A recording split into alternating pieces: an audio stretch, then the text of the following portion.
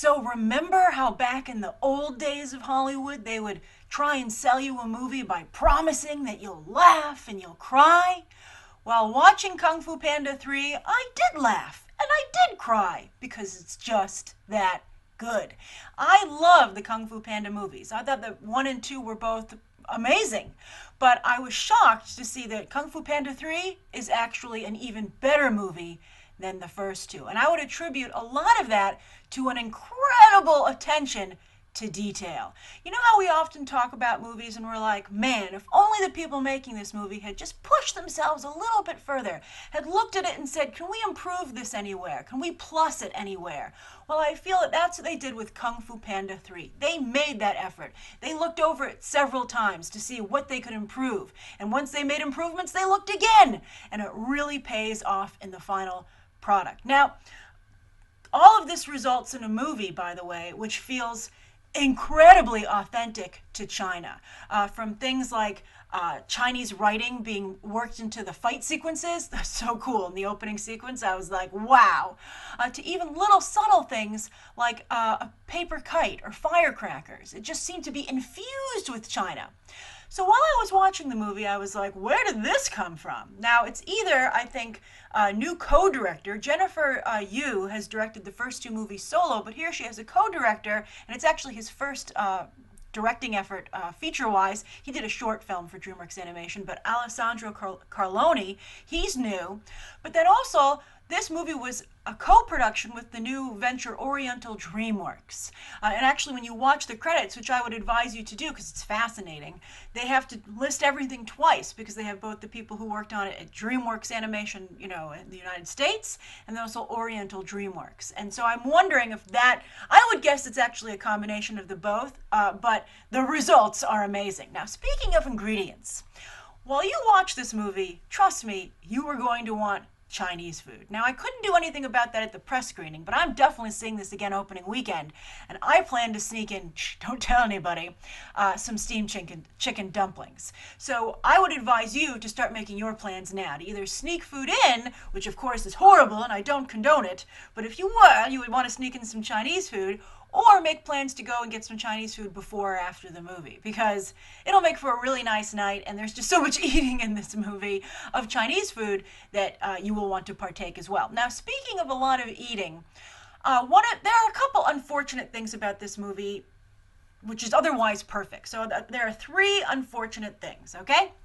The first, as I said, speaking of eating a lot, is that the pandas have habits that I think with a human would lead to serious health issues. Now, I don't want to give anything away, but I think that everybody should remember that this is good for pandas, not humans. And I think that's an important distinction to make to any impressionable young minds or impressionable minds of any age that go and see Kung Fu Panda 3.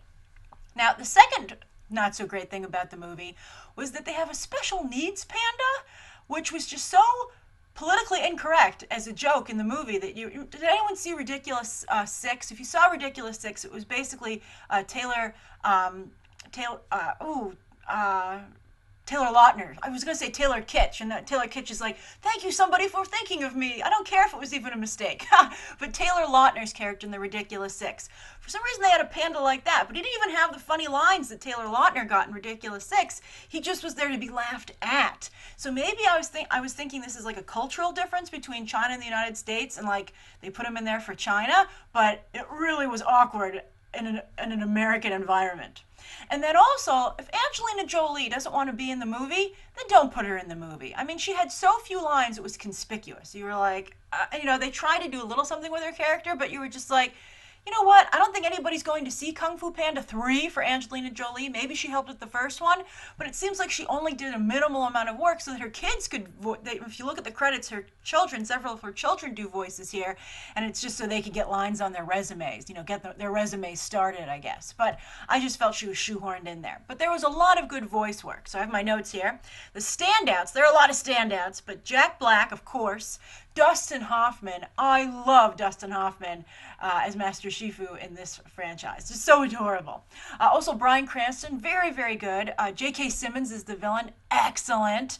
And then also, I want to give a shout out to two people who I don't think get a lot of credit when it comes to this franchise, but are incredibly important. And that's James Hong as Poe's stepdad, Mr. Ping, who has a lot to do here, which is great. And he does a great job on the specials, the Kung Fu Panda specials. I mean, he really goes to bat for this franchise. But also Randall Duck Kim as Oogway. Wonderful voice work. Very, very impressive. Now, also, Kate Hudson stepped in at the last minute for Rebel Wilson, and she does her best, but the role is so clearly made for Rebel Wilson that it's just like, the ghost of Rebel Wilson will forever hang over this panda, no matter what Kate Hudson does, unfortunately. Also, tonally, the movie is a little weird because you have like these really sophisticated adult action sequences, and then you have like this Adam Sandler type humor. It works though. It works to the franchise's credit. I mean, it takes a little bit getting used to as an adult audience member, being like, what kind of movie am I watching? But the little kids in the theater, like it was a press screening, and so they packed some little kids in there too, and those little kids were laughing like every joke. They were they were at the back of the theater. They didn't make them sit back there. They wanted to sit back there, but you could hear these little cute little laughs in the back of the theater all the time. You'd be like, oh, that's adorable. But I have to say, I personally did laugh out loud several times, and I don't usually laugh out loud in a movie unless it's like a all-out comedy. So that I was impressed. Also, and it's like all martial arts movies, it has a lot of really good messages in it, a lot of personal dignity. And I thought there were several great lines in the film that really were commendable and would help anyone watching the movie at least be reminded that they should work their hardest to be a better person. So I thought that was also wonderful. So I just love this movie. I love this movie so much. I knew I was going to like it because I like the first two Kung Fu Pandas, as I said, but I was not prepared, again, for its authenticity and its sophistication, and it turned up its visuals to an 11, and just the effort that was made. I just applaud it. I loved it so much. So, you gotta go see Kung Fu Panda 3, and remember, make plans for Chinese food. Alright, so that's my review. I'd be very curious to hear what you think of the movie. I will do a spoiler review closer to its release date. I got to see it a week early. Also, I'm very curious to know, once you've seen it, what you think of China's involvement in the picture, and if you do believe, as I do, that it made a difference. All right, thank you so much, and you can check out these other episodes right now.